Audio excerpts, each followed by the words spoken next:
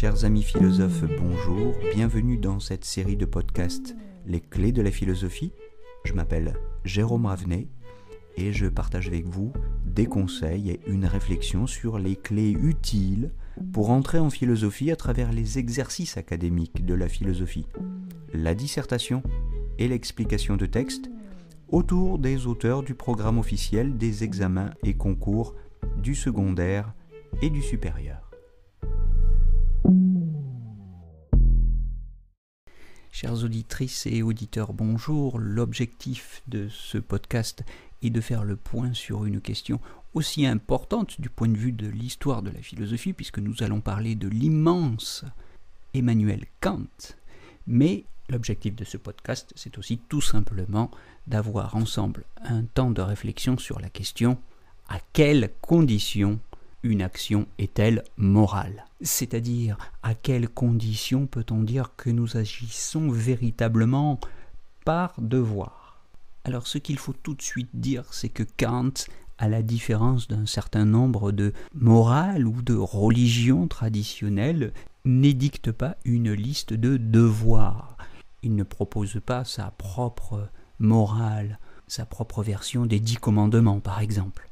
Il essaie plutôt de définir ce qu'est une action morale. Et c'est l'action qui n'est pas simplement accomplie conformément au devoir, mais celle qui est accomplie purement par devoir. C'est donc l'action dans laquelle la volonté est purement déterminée par la raison et non par le désir, non par l'intérêt. Désir, besoin personnel, intérêt, que Kant qualifie de pathologique. Puisqu'on peut dire que Kant ne s'intéresse pas aux devoirs eux-mêmes, au pluriel, mais à la condition de possibilité d'une action morale, on considère que la morale de Kant est une morale transcendantale. Et c'est ce qui la caractérise des morales qui sont constituées, comme on l'a dit tout à l'heure, d'une liste de devoirs, d'impératifs, d'obligations à respecter. Alors, ce principe, dont le respect garantit la moralité de l'action, se formule comme ceci: agis uniquement d'après une maxime telle que tu puisses vouloir en même temps qu'elle devienne une loi universelle. Fin de citation. Cela signifie que ce dont je me fais un devoir, c'est ce dont tout un chacun à ma place doit pouvoir aussi se faire un devoir. Alors le prototype de la maxime morale ou de l'acte moral, c'est l'interdit du mensonge. Et le mensonge est, par symétrie, le prototype de l'acte immoral. La volonté s'y contredit elle-même, puisque je ne peux pas vouloir, moi qui fais exception à l'obligation universelle de sincérité sans laquelle il n'y aurait pas de relation possible entre les hommes, je ne peux pas vouloir sans contradiction que les autres mentent et me mentent. Ça serait absurde, ça rendrait absolument impossible toute société humaine. Donc retenons bien ceci.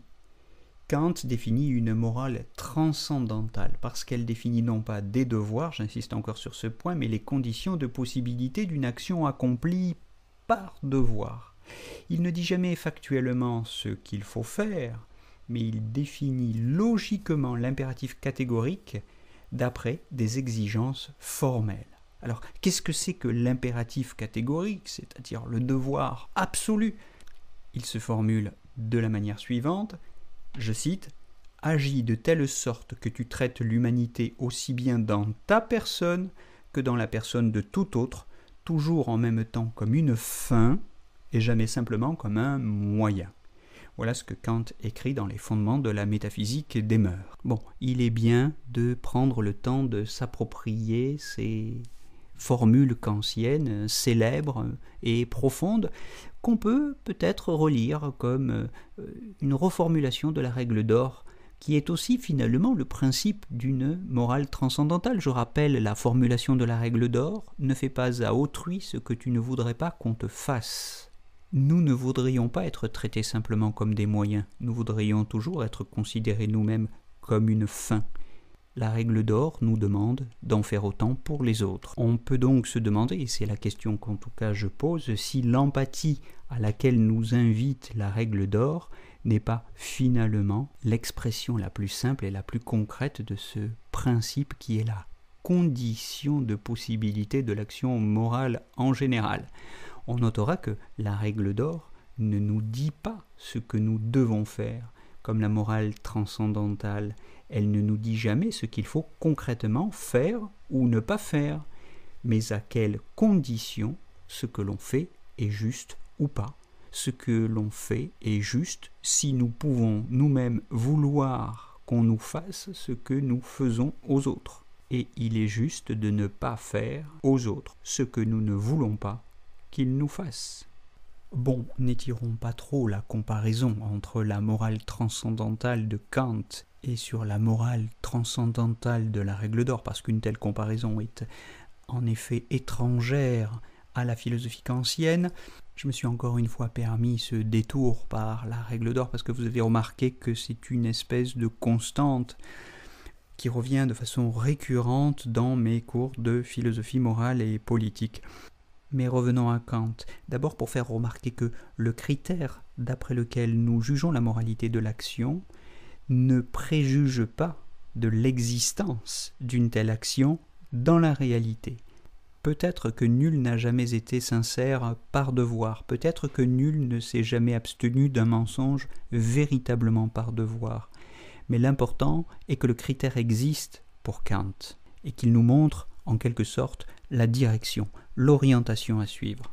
En effet, peut-être que lorsque nous sommes véraces d'un point de vue psychologique, c'est parce que nous avons par exemple peur de la sanction au cas où nous commettrions un mensonge qui serait démasqué. Auquel cas, vous voyez que nous ne sommes pas véraces par devoir, mais simplement conformément au devoir, puisqu'en réalité, le motif de notre véracité, de notre sincérité, c'est la peur de la sanction. Pour savoir si une action morale est juste, il faudrait faire beaucoup de psychologie. Mais ce qu'on risque de découvrir en faisant beaucoup de psychologie, c'est que nos motifs les plus profonds ne sont pas purs, ils sont intéressés.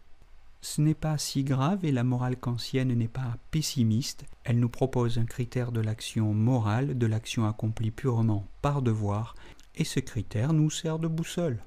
Même si une telle action n'existe pas, l'action morale est en tout cas l'action qui n'a d'autre objectif que d'accomplir son devoir. L'important pour Kant n'est pas de savoir s'il existe ou pas de telles actions dans la réalité, l'important pour le philosophe Kant, c'est de nous donner la bonne définition philosophique d'une telle action.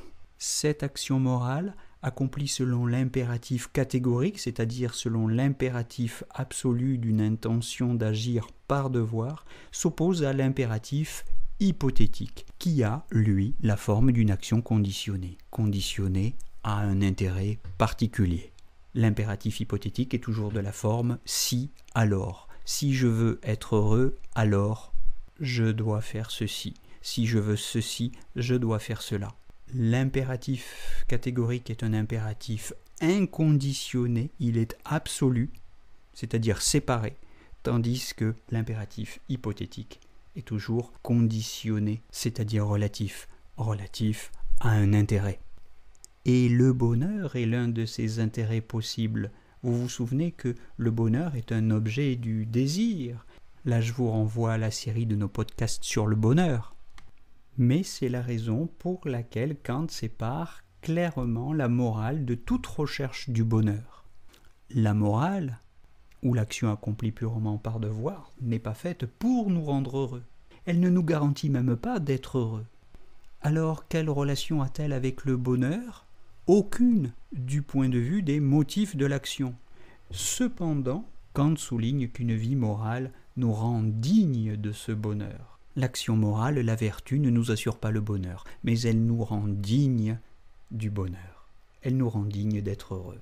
Je ferai peut-être un autre jour une capsule sur la deuxième morale de Kant, celle qui est fondée sur ce pragmatisme que Kant développe dans son anthropologie d'un point de vue pragmatique, mais c'est une autre histoire. Si l'on a compris ce que c'est que la morale transcendantale de Kant, quelle est la distinction entre l'impératif catégorique et l'impératif hypothétique, et ce que c'est qu'agir par devoir, quand bien même une telle action n'existerait pas dans les faits, eh bien on n'aurait pas tout à fait perdu sa séance de révision. Voilà, j'espère que ces fiches de lecture ou de réflexion concentrées, condensées, vous sont utiles. Et si c'est le cas, nous nous retrouvons bientôt pour un nouveau podcast des clés de la philo. Belle journée à tous!